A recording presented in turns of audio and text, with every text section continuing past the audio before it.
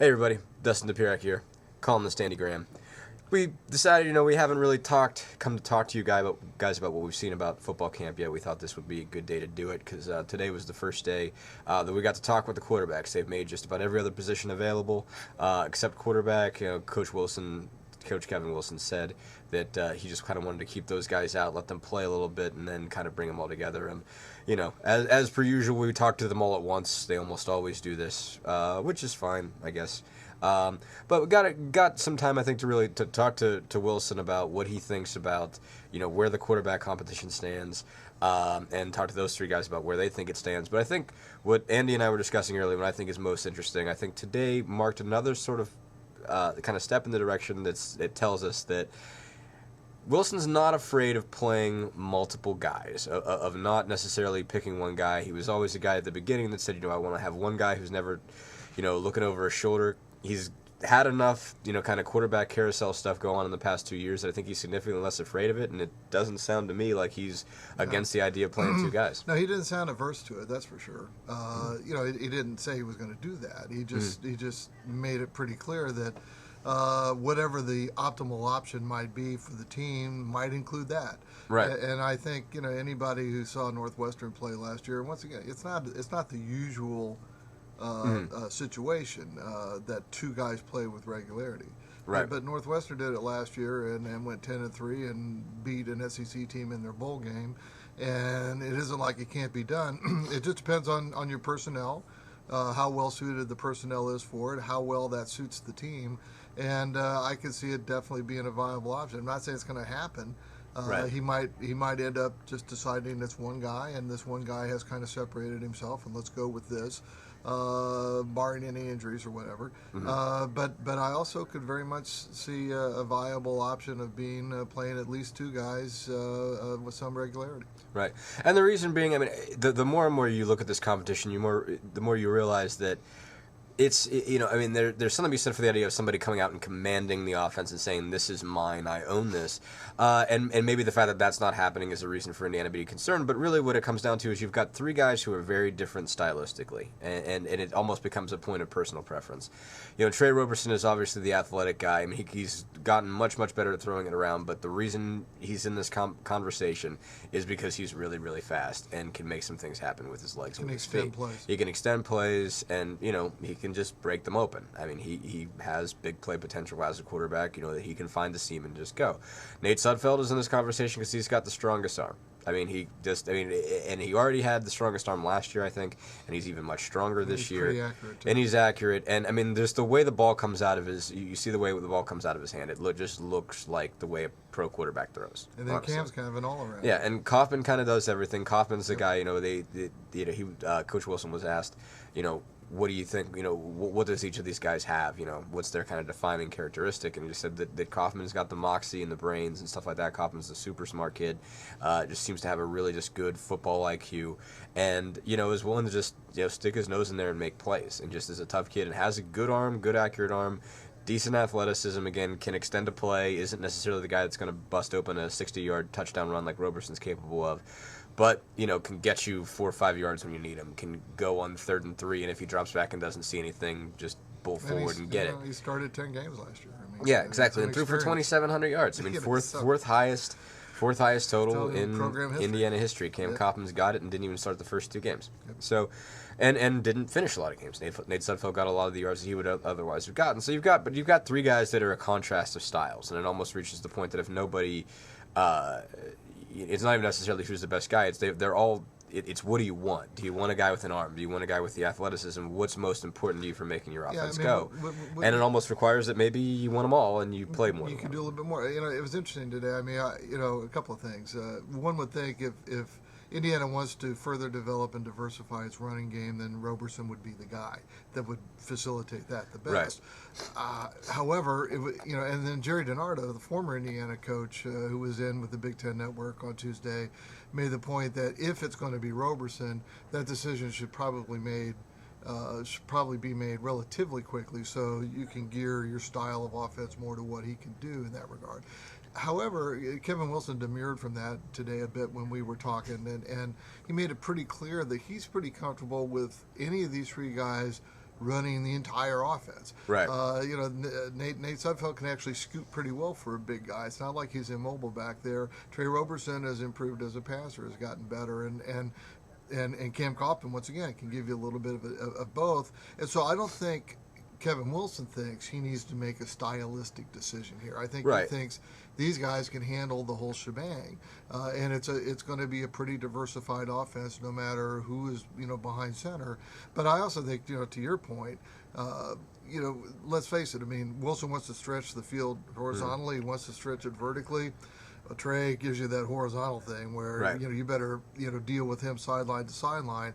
Sudfeld's going to be able to stretch the field vertically, and he might test the opposing defense with both guys in a single game, for example. I mean, it's we saw Northwestern do it last year. Kane Coulter, who's one of the best athletes on their team, is also their starting quarterback. Was the best athlete on their team.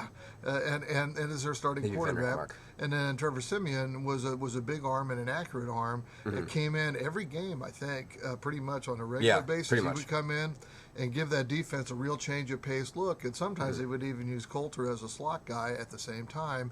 And it was very effective for them. And I'm not saying it's going to be effective for every team. In fact, I think it's the exception rather than the rule that a two-quarterback thing is going to be that effective. But it was effective. Ask the Indiana guys trying to defend it last year. It's very now. Coulter was the main guy that killed Indiana, but there were other games where Siemian really hurt the other team. Yeah. And as I said, it's an effective thing. And I'm not saying Kevin Wilson's going to do it. I'm just saying I think he's open to the notion. Yeah, I don't think. Here's where I think the model is different. For one thing, and why I think DiNardo is a little off in this case. I don't.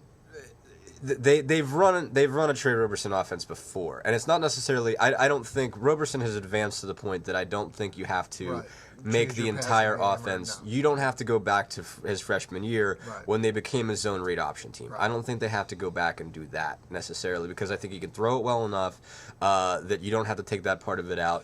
You run more zone read. He showed that early last year, really, before he broke his leg. Exactly. He did look good. So the zone read's still going to be. It's a greater part of the offense if Roberson's in it. Correct. But I don't think there's anything about the zone read that's so incredibly complex that they have to start gearing toward it now. Making Roberson the quarterback. I think because they've done that. Sudfeld and Kaufman could both do that. Sure, just not at the quantity. Especially Kaufman. Sure, just not at the quantity. Just not at the quantity. I mean, you're not going to expose those guys to a bunch of hits. I mean, that's one point that they made last year. I think they're capable of it. One thing that Wilson said is that part of the reason you didn't see a lot of zone read option when it was Kaufman and Sudfeld is you couldn't afford to get one of them hurt. Well, and that's the other thing too is that, I mean, if it is, let's say it's Trey. Let's say Trey's a starter. They're going to do a fair amount of that, and how healthy is he going to stay? I mean, in a way, it could be the kind of situation where you bring him off the field. You don't play him the entire game. You bring other people on, and you diversify the passing offense maybe a little bit more with a Sudfeld or a Kaufman. Yeah. Not just to show a change of pace to the defense, but also throw him a curveball. But also to protect Trey a little bit in terms of the pounding that he'll probably take running the ball. Which is another issue because he's still coming off a broken leg. He's wearing a brace. He's still wearing that. So it's a lot of interesting things. I mean, I think to your point, I did want to speak to this. The difference I think between the Northwestern model and this model was Coulter was the best player on that team. Yeah, he could play wide out or slot back and be one of their best wide outs. Right, and I think if you had to make Roberson wide out, I think he could be one. If you had to make him a tailback, I think he could be one. Now, do I think he'd be the best one? No. I would not take Roberson over Houston or Coleman at tailback. I wouldn't take. Roberson would probably be, if you kind of stuck him in there and taught him how to play it, I'd say he's at best the fifth wide receiver after Wynn, Latimer, Hughes, Wilson. You're not even in the discussion until you get past those four. I'm just talking about the very periodic specialist kind of occasionally. Play, but Coulter was their best receiver. You stick him in the slot, it's an option, and guess what? He can run or throw. Yeah. That's what I'm saying. It's a possibility. I'm not saying using it that a lot. Yeah. I'm just saying you could deploy him out there occasionally, and once again, the defense has to try to react to that. Like, here he comes with the ball around him. What's he going to do with it? Yeah, there's something to be said for that. I'd be interested in what they determine, but it doesn't. It's interesting. It's been interesting just to hear Wilson's rhetoric over the years because there's definitely a lot of the things that he's felt the need to adjust. That there are things that he kind of said he never really wanted to do when he got to Indiana, and that he's already done and become comfortable with. He showed some flexibility and a lot of flexibility and adjustment. I thought the kids showed flexibility today too. All three of them were great. Talking to us, they've been like that the whole time. They've been that way the whole time, and now even with the pressure kind of really on. They're each trying to win the job. It's human nature. Of course, they want to be the guy. You could tell that that they respect one another. They're friends with each other. Sudfeld and Kaufman would theoretically, well, actually, technically have redshirt options available. They were asked about that. They gave very team-oriented answers about that. It's like, obviously I want to be the guy, but I don't want to be the bad guy. Right. I don't want to be the guy who's the malcontent No. that spreads any sort of division within the team. Whatever coach decides, that's it. Right. I'm going to go with it. If we're not talking redshirt yet, if he does talk to me about redshirt, I'll talk to him about it. So they were they were impressive. Yeah. They now, were three now impressive guys. part of it is they always put them at the same podium. So if Cam Kaufman would have said no, screw that, he isn't going to say that when he's standing next to Nate and Trey. But I think genuinely, But they genuinely do. They genuinely, I think, are good team guys. And I asked Kevin Wilson about this in Chicago. I said, do you think there's at least a potential that with any team, guys are going to have opinions, and once you decide a quarterback, there might be a faction in the locker room that thinks maybe it should be one of the other guys. Could there be a chemistry issue? And he said,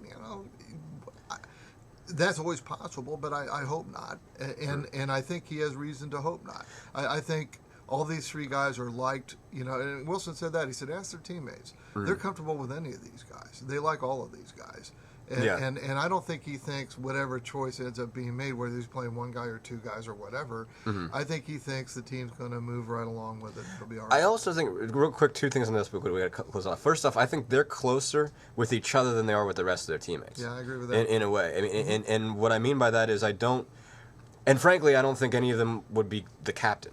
Like if you were to say, okay, who are your team captains? It's none of the three. They're all good leaders, but I think the offense looks up more to Kofi Hughes than anybody else and stuff like that. I don't think necessarily that any of these guys have their own sort of faction at all that sort of follows them. They're all the three guys that are kind of in their own unit, and everybody looks at them and wants them to be there. But there's nobody that's got it's not like there's a faction that would follow Trey and a faction that would follow. Because they've all worked hard, they've all seen it, they've all been together. They understand that if some guy gets the job, that he earned it. Right. It's not. Yeah.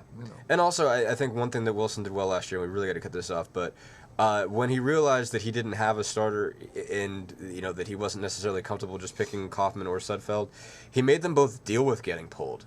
Now they're used to it, and I think that's a thing that he even surprised him, and he doesn't necessarily go into this, but.